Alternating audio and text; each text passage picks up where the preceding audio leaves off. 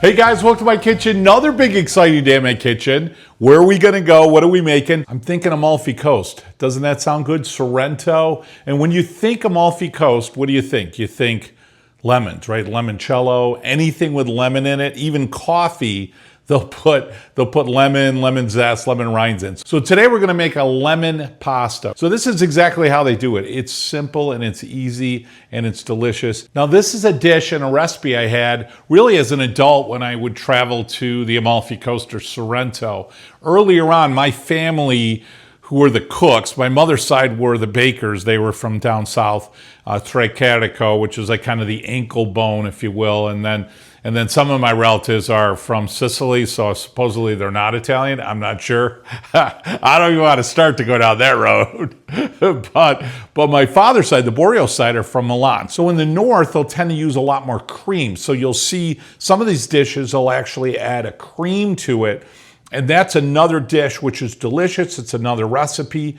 But I'm going to show you the one that they make at Sorrento. This is a very authentic way they'll make it. So they don't use as much cream. They're going to use a little bit more olive oil and a little bit more butter. And in authentic Italian cooking, like peasant Italian cooking, it's going to be common, like less is more, less ingredients. So the freshness of the ingredient has so much more impact really than the total number of ingredients. So what do you say, guys? Let's start having some fun in the kitchen. First thing here, we want to get our pasta water going. It's called lemon pasta for a reason. We want lemons. So I'm going to go ahead and take 3 lemons. I'm going to zest all 3 lemons. Make sure you clean them. Organic is better. You don't want any wax or pesticides or anything on the outside of the lemon. Most of that delicious aroma that you get is the zest and not necessarily the lemon juice. We're gonna take both. You don't wanna have any of the white pith. That's gonna be bitter. Same rules when you're making limoncello. Oh, the aroma of that is so delicious, isn't it? I love the smell of lemons. Don't you guys love lemons? Listen, we got a little bit more to do, but what makes this come out absolutely fantastic is when you subscribe to the channel. So make sure you hit that subscribe button, give me a thumbs up, hit that notification bell. Certainly makes you part of the Cooking Italian with Joe family. Anything we got coming up on our recipes, our food blog, travel, stuff going on the farm, it'll all come in your notification box. And like I tell you every week, it means the world to me when you become part of the Cooking Italian with Joe family. Next, you're gonna need lemon juice. So what I like to do is grab your best lemon, cut it in half, and before you juice it, we wanna make something really pretty when you plate it. So take your sharp knife and cut a couple of thin slices of lemon, and we're gonna use that to garnish. That one's better, it's perfect right there. And then juice those lemons. So the juice of 3 lemons. In Sorrento, I had the best lemon pasta, and it was actually at the hotel. Absolutely delicious. They had a great restaurant there, and they used a shallot. And a shallot is kind of like an onion, but it's a little sweeter, it's a little bit more delicate, it's got a little flavor of garlic. So we're gonna use 1 shallot, and we're gonna cut that right up. And the key here is delicate, so we wanna make this really small. So I'm gonna cut it all the way through like this. And you want it to almost melt in the heat. And then we're gonna mince it really small.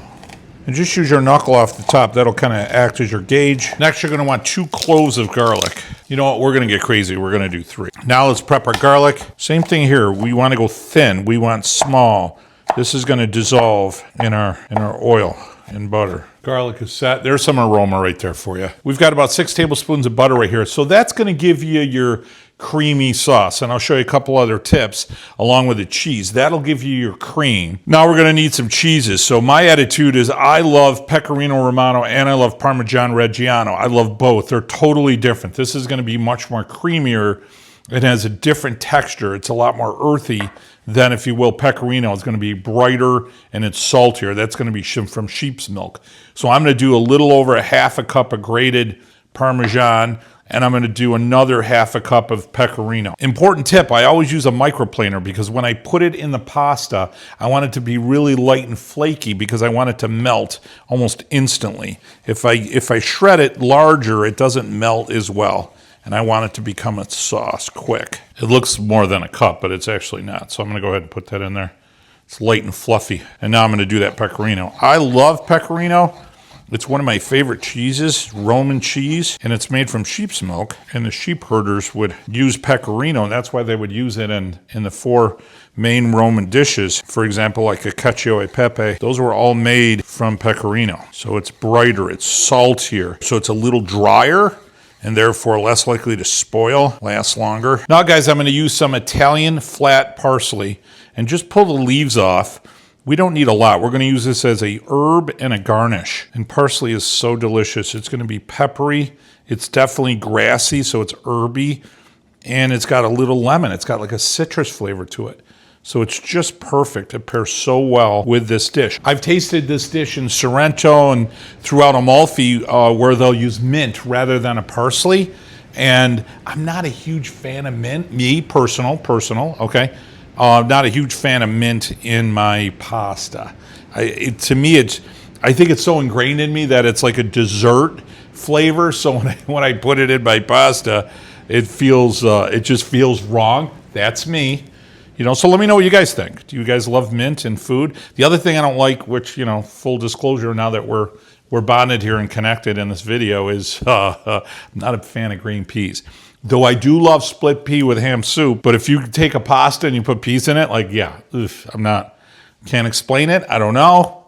I just don't like fresh green peas. And now you're gonna chop this up. Now I'm gonna take just a couple before I chop it and set them aside because that'll be a garnish. And then I'm gonna go ahead and take this up. And again, not small, I'd say a medium chop. Then here I'm gonna take maybe a tablespoon, maybe a little bit more, and I'm gonna use that for garnish as well. Put this in a dish and then we're gonna use it in the oil. Okay, magic's happening. Our water is boiling. That's a rapid boil. Now we wanna season that. Good tablespoon and a half of salt. Give that a good stir. Now guys, we got 1 pound of pasta, and this is linguine. You can use a spaghetti, you can use a bucatini, which has got the little hole. Traditionally, it's gonna be spaghetti or linguine with this dish on the Amalfi Coast. And the key here is you're gonna see bronze dye. You see how flat it is? It almost looks rough. That's really important, especially in this sauce, because you want the pasta not to be smooth. You want the pasta to be rough. That way, this type of sauce, it gives us something to grip to. That's why a bigger or thicker pasta outside of spaghetti is better for this. And then I'm gonna go ahead and throw that right in there. Now we're gonna undercook this by about a minute or two. And the key here is keep it stirring, that way it doesn't stick. Now we're gonna take our 6 tablespoons of butter in a pan, and we're gonna actually put the pasta in here in a minute. And we're gonna do about 3 tablespoons of olive oil. So about half as much olive oil as butter. People ask me, why do I use a wooden versus a metal? As often as I can, I'll use wood. There's a few reasons for that. One, I love the weight of it. It's light and it's beautiful. Secondly, what's great about wood is it doesn't get hot. So regardless of the heat, unless you're directly putting it in the pan, the handle always stays cool. It doesn't conduct the heat like metal does. It's a beautiful material to cook with. As this melts down, the first thing I want to add is my onion, or in this case, my shallot. Now why? The shallot's going to take longer than the garlic. I want to cook this down so it's translucent. It's really tender, almost mushy. I'm gonna go ahead and cover this up, about 8 minutes. Oh, look at that. Is that beautiful or what? Shallots are almost there. I'm gonna go ahead and add my garlic. So we've got 3 cloves of garlic, sliced up nice and thin. And then I'm gonna go ahead and stir that in here. Same thing now, we're gonna cook that down for about 3 to 5 minutes. I've got it at a very low heat. Now we're being gentle with our heat. We don't want to break the butter, so it's a very gentle saute. Guys, our garlic's done, our shallot's done. I'm just giving a little bit of press on any of the pieces there. They're a little bigger, but see how soft they are? They just fall apart. That's exactly what I want. Now with the heat low, like a low simmer, I'm gonna add my lemon zest. Really important. You don't want to cook this at a high temp because we don't want to ruin the aroma and the flavors. And we're gonna do this for about a minute. Now I'm gonna add my lemon juice, nice and slow. Beautiful. And now we're going to let all those flavors marry, get everything up to temperature. The aroma of this is fantastic because you have the butter, the garlic, the shallot, like all that's coming in, your olive oil. As that comes up to temperature, I'm going to put some fresh ground pepper in, and maybe about 1/4 to 1/2 of a teaspoon. Now I'm going to add about 1/2 teaspoon of salt. Remember, your cheese has salt in it, so you don't need a lot of salt here. That fresh ground pepper is going to give off its oil flavor, which is going to be great. Salt's going to bring out the flavor of everything. And again, just let that come up to temp, get it nice and warm. And we're waiting for our pasta to get done. Our pasta is done. It's just before al dente. It's ready to go. About a minute or 2 left. That's when you want to pull it out. And now take your pasta. And don't worry about the pasta water. We want that. We might actually add a little bit more. Yeah, the pasta's perfect. I still have my heat on the saute pan really low. And now I'm going to go ahead and add my parsley. Give it a gentle stir. And now I'm going to add my pecorino and Parmesan. So 1/2 of one, 1/2 of the other. And this is what's going to give you that cream finish. And then go ahead and add the rest of your cheese. Now turn the heat off, give it a moment, and you can see right now, you see how the cheese is starting to marry with the lemon juice, and it'll start to create that cream. Oh yeah, it's right there. I'll tell you, the aroma of that is just delicious, guys. Next, guys, I'm gonna go ahead and plate it. Get a little fancy. Just give it a little bit of a turn, and then that gives it a little bit of a geometry. Now, guys, to plate it, I'll take a lemon, put it off to the side. I'm gonna take some cheese and the smallest sprinkle of some parsley. Favorite time of any video, guys, taste time. Are you ready? Yeah, I'm using a spoon. I know. Oh, the aroma, so delicious. I mean, it's not just lemon. You get the herb from the parsley. You're getting the butter, the garlic, a little bit of the shallot, the olive oil, the cheeses, you know, the pecorino. Oh, so good.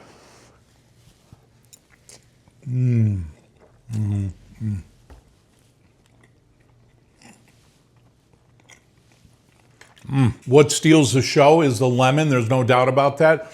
But with the butter and the garlic and the olive oil, my mouth is watering. Definitely get some seasoning from the pecorino, which gives it that depth, and the Parmesan. The garlic and shallot are gentle. They're delicate in the background, but that shallot, it just gives it a flavor. My favorite dish from Sorrento, Italy. I'm thinking a chilled Prosecco, perfect. Or maybe a Riesling would be good too. What a fantastic recipe. Guys, thanks for going to the Amalfi Coast with me today. Wasn't that fun? Thanks so much for joining me in my kitchen, guys. Don't forget, once a week, once a month, shut off the TV, get off the cell phone, get off the computer, get around the table with your family and friends. You know what you're gonna do? You're gonna celebrate your heritage, whatever that may be. But more important than that, you're gonna set traditions of love. They're gonna last you a lifetime. Until next week, guys, mwah! Buon appetito!